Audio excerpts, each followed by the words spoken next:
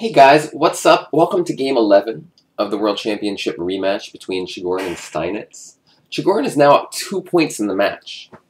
And in this game, it looks like he has a promising position because Black just played rook on h to f8 to stop an invasion on f7. White captured on h7, and Black played rook to h8. So White is now up a pawn. My question to you, the viewer, is to pause your video and try to figure out what White should play here. Alright, so I'm going to show it now. There are two reasonable moves, and I think that's it. Move number one, simple, move the knight away. Move number two is the slightly more complex move, queen takes g5, because if rook takes knight, queen takes knight, and if queen takes queen, knight takes queen. So which of these two moves is better?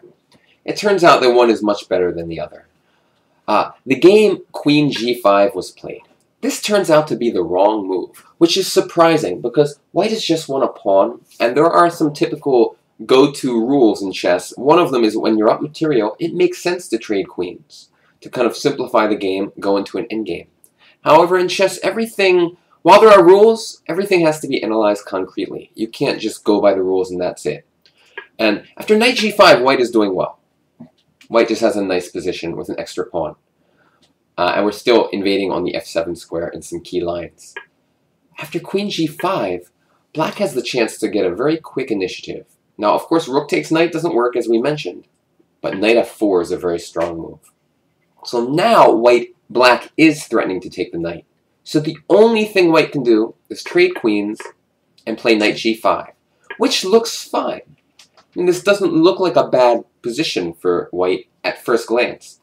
However, Black generates a very fast initiative with rook to h5. And now, if knight to f3, something like bishop g4 gives White major headaches, because we're threatening to capture on f3, we're threatening to bring the other rook to h8 and crash through on the king side. And even though there are no queens on the board, Black is much better here. Black's attack is just very, very strong.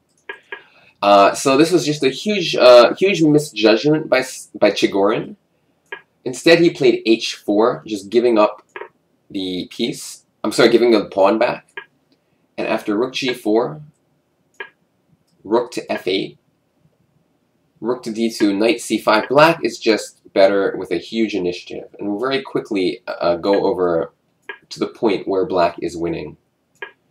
Knight h3 check, king g2, knight g5, and now you see bishop h3 type moves are coming. Everything's just looking bad at this point. Rook h6, and then he invades on the h-file. Bishop h3 check, and you can see the initiative. First of all, Black is not even down material now. Bishop g4 is a nice move too, threatening knight f2. So like if some random move, like we move the rook away, knight f2, and maybe even rook h2 works here, because the only move is take, king f1, and rook h1 wins the rook on c1. Probably should have put it on b1 then. But what did he do instead? He played, after bishop g4, he played king back to g2. And now Black just went b4. And the position is just horrible. The knight can barely move. He played a move f4, which is kind of desperation. But, you know, the position is pretty much winning. I'm just double-checking my analysis. That's interesting. Well, I'm just going to try to let's figure this out together. It says after knight a4, knight takes e4 is completely winning. I wonder why that is. Rook takes, we can't take, because bishop f3. Okay. Followed by rook h1 checkmate. So he played f4 instead, and after bishop h3, king f2, rook to f6, White's position is just collapsing. G takes e4, and we're going to call it a day at this point. Black has just won a pawn. The king is still wandering around the board, and after this, I said we're going to call it a day, but obviously I lied. I'm totally playing the wrong moves, right? Yeah, no, he took the pawn back. And Black is up a pawn with a crushing attack, and won pretty shortly. So thanks guys for watching. This just shows you that you cannot just rely solely on rules. You have to be able to analyze concrete variations. And in this case, you just have to go knight g5.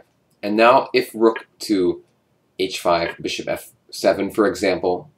So knight g5, like this is a case where white should continue keeping pressure on the black position. Instead, he was kind of happy to take his pawn advantage into an endgame, and he was punished for that, and ended up losing the game, drawing Steinitz to within 1 point. Thanks for watching, guys. See you tomorrow. Bye-bye.